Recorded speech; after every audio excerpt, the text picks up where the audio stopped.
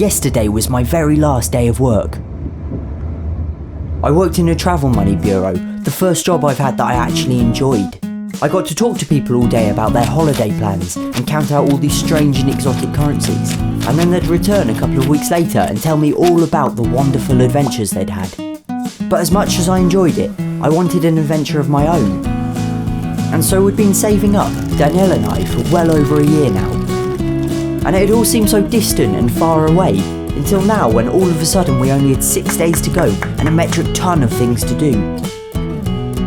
And as it drew closer, the excitement gave way to this overwhelming feeling of how on earth am I going to get everything done in time? So I wrote out a to-do list. And after I'd spent my first day off doing absolutely nothing, it was time to get started.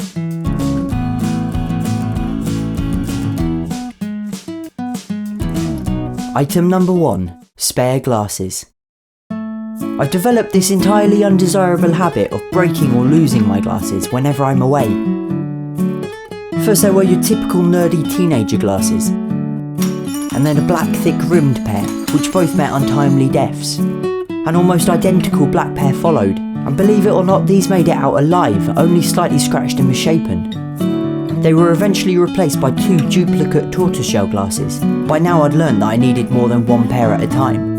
The first went missing in action somewhere in Italy, and the second pair lasted right up until May this year, when they were lost at sea in Cornwall. By some small miracle, I actually managed to capture it on film.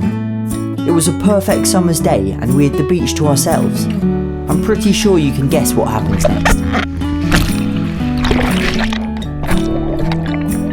Did you catch that? Let me slow it down for you.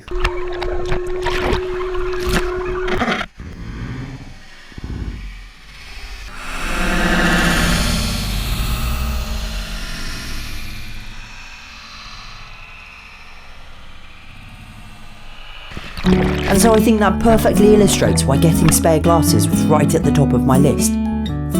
I bought 2 new pairs, giving me 3 overall, as well as prescription sunglasses. Item number 2 was an altogether more unpleasant one, travel vaccinations. We needed 3 overall, 1 for typhoid, 1 for yellow fever, and 1 for hepatitis A. So we're on our way to the vaccinations now, and I'm really not looking forward to this. They cost a fortune, and we had to travel several towns over to get them, so it was a lot of money and a lot of hassle just to get stabbed in the arm multiple times. But if it prevents us from catching some painful and horrifying disease, then it's definitely worth it. Still, it hurt, but on the plus side we got these funky animal plasters to take our minds off the aching. There were a lot of smaller, miscellaneous jobs too, such as travel insurance and that kind of unglamorous stuff. It was quite depressing really. Between the glasses, the vaccinations and the insurance, I'd spent over £500. That's half a grand before I'd even left.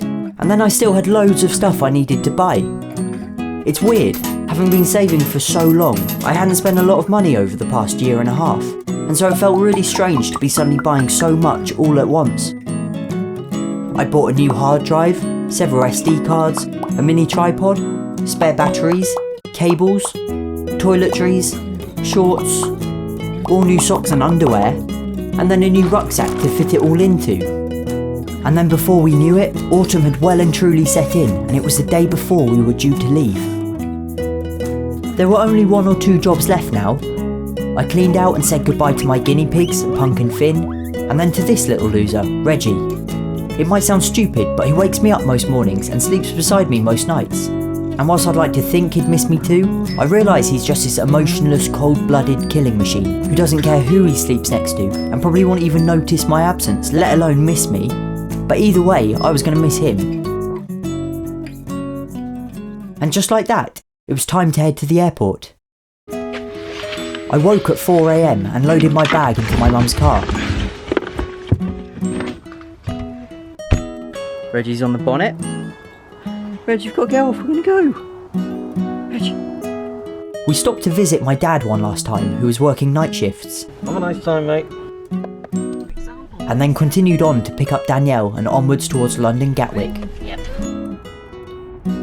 It was only really now that feeling I'd mentioned earlier, That overwhelming sense of how on earth am I going to get everything done in time just seemed to completely subside and was finally replaced by that all-encompassing, we're actually doing this, we're actually on our way to the airport.